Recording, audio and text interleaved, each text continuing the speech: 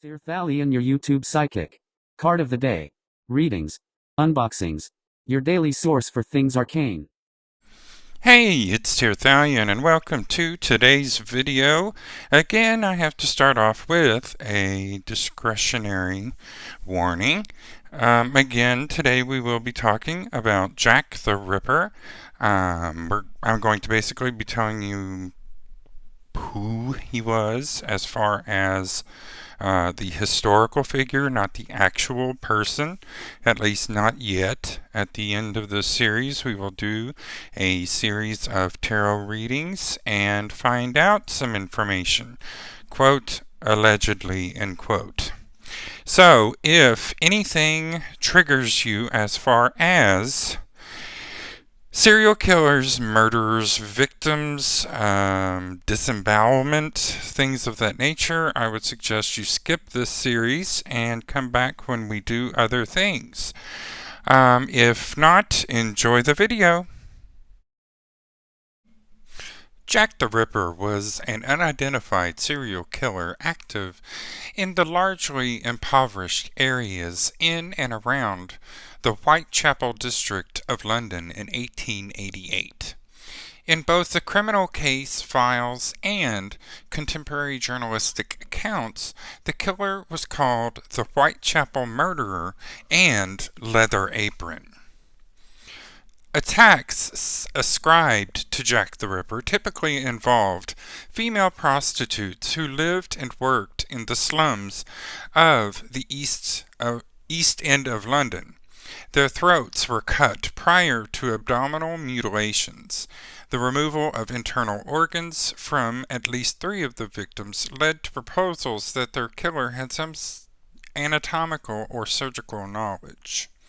Rumors that the murders were connected intensified in September and October 1888, and numerous letters were received by media outlets and Scotland Yard from individuals purporting to be the murderer. The name Jack the Ripper originated in a letter written by an individual claiming to be the murderer that was disseminated in the media. The letter is widely believed to have been a hoax and may have been written by journalists in an attempt to heighten interest in the story and increase their newspaper's circulation. The From Hell letter received by George Lusk of the Whitechapel Vigilance Committee came with half of a preserved human kidney. Purportedly taken from one of the victims, the public came increasingly to believe in a serial killer known as Jack the Ripper, mainly because of both the extraordinarily brutal nature of the murders and media coverage of all the crimes. Extensive newspaper coverage bestowed widespread and enduring international notoriety on the Ripper, and legends solidified. A police investigation in a series of 11 brutal murders committed in Whitechapel and Spitalfields between 1888 and 1891 was unable to connect all of the killings conclusively to the murders of 1888. 5 victims, Mary Ann Nichols, Annie Chapman, Elizabeth Stride, Catherine Eddowes, and Mary Jane Kelly are known as the Canonical Five, and their murders between 31 August and 9 November 1888 are often considered most likely to be linked. The murders were never solved, and the legends surrounding these crimes became a combination of historical research, folklore, and pseudo-history. Historically, the belief these 5 canonical murders were committed by the same perpetrator is derived from contemporary documents which link them together to the exclusion of others. In 1894, Sir Melville Macnaghten Assistant Chief Constable of the Metropolitan Police Service and head of the Criminal Investigation Department, wrote a report that stated the Whitechapel murder had 5 victims and 5 victims only. Similarly, the canonical 5 victims were linked together in a letter written by Police Sergeant Thomas Bond to Robert Anderson, head of the London CID, on 10 November 1888. Some researchers have posited that some of the murders were undoubtedly the work of a single killer, but an unknown large number of killers acting independently were responsible for the crimes. Authors Stuart P. Evans and Donald Rumbello argue that the canonical 5 is a Ripper myth, and that 3 cases, Nichols, Chapman, and Eddowes, can be definitely linked to the same perpetrator, but less certainty exists as to whether Stride and Kelly were also murdered by the same individual. Conversely, others suppose that the 6 murders between Tabram and Kelly were the work of a single killer.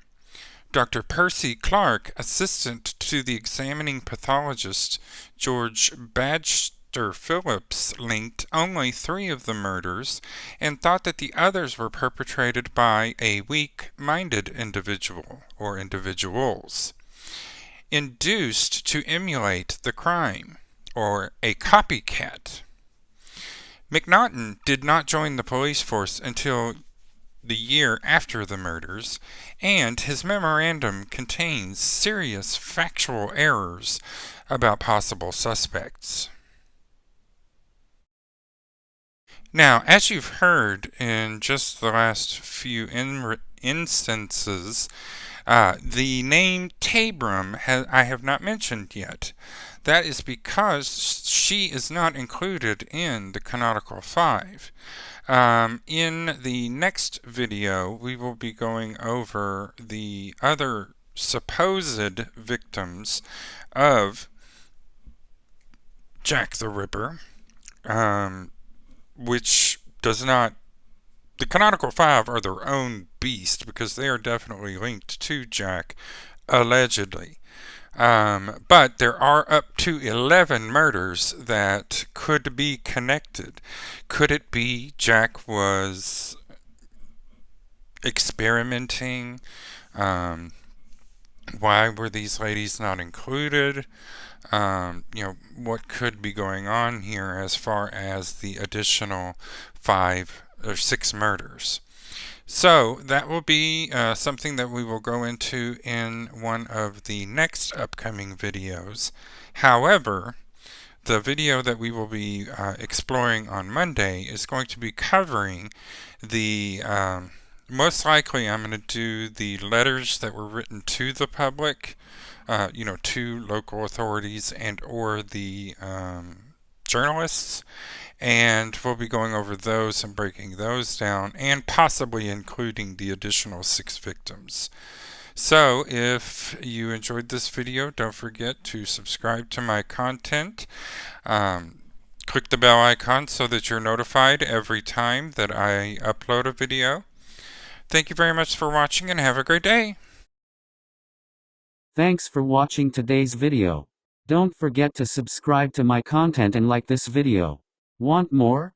Feel free to order your own personal reading at www.tirthalion.com.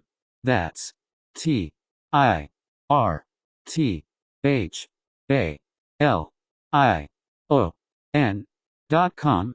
Don't forget to click the bell icon so that you're notified every time I upload a video.